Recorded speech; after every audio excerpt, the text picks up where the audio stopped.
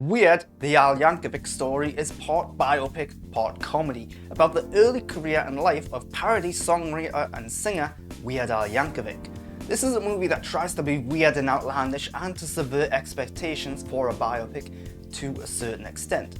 Sadly, it doesn't go weird or outlandish enough, and it doesn't push the subversions far enough to truly break the mold. The first half of the movie is a standard comedic biopic with questionable accuracy, deliberately so. Then there's a twist, where the movie drops the adaptation of life and instead goes for comedy alone. The comedy of the movie is hit and miss, with very few hilarious moments and instead a lot of chuckle-inducing smile-garnerer little bits. As a comedy, it rarely nails it. The lesson is that Weird is not always funny. Daniel Radcliffe is good in the lead role, doing a great job of becoming the titular character, altering his voice in the process and seeming like a weird individual too.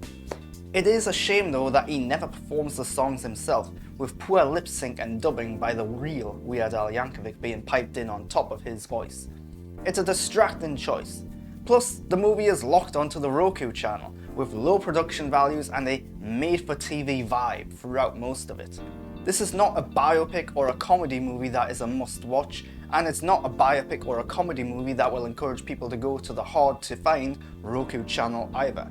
The release method and distribution are odd ones. Weird, the Al Yankovic Story is an enjoyable, occasionally fun and funny movie, but it's a movie that should have pushed things further, instead coming across as hesitant to break the mold and bend the genres too much.